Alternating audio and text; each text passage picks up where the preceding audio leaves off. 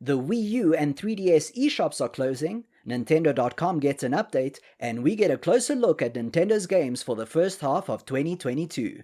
This is episode 5 of the Nintendo Gamers One Up, One Down. Here we go!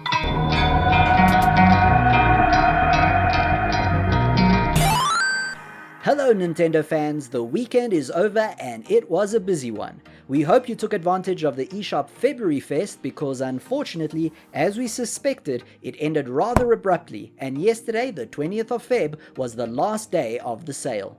Also, we know some of you no doubt spent some of the weekend on the playtest for the game that cannot be named, so we better move on. Last week, the biggest news was no doubt the announcement that the Wii U and 3DS eShops would be closing down, with purchases to end in March 2023. One could perhaps argue that several of the Wii U's great first-party games are already seeing a second life on the Switch, and so maybe losing that library isn't as big of a deal. However, the 3DS has a truly spectacular collection of games, and it's definitely sad that there will be seemingly no way of accessing all the digital-only games that live in those libraries in the future.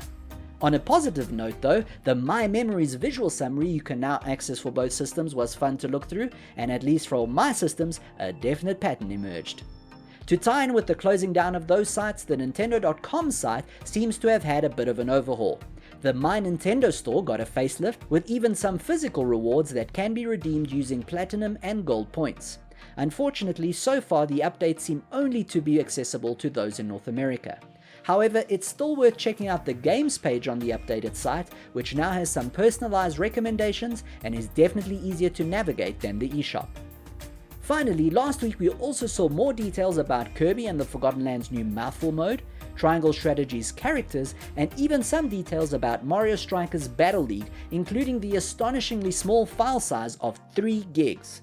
And our hopes were raised when Chihiro Fujioka, one of the original directors of Super Mario RPG, said he'd love to end his career by making a sequel for the original game. So let's hope that happens. And that, Nintendo fans, is all you need to be ready for the week. Be sure to visit nintendogamer.co.za this week for all the Nintendo news, plus a discussion about how the eShop closures have started the conversation around piracy and emulation again. Signing off, this is TNG One Up, One Down, and remember, it's dangerous to go alone, so take this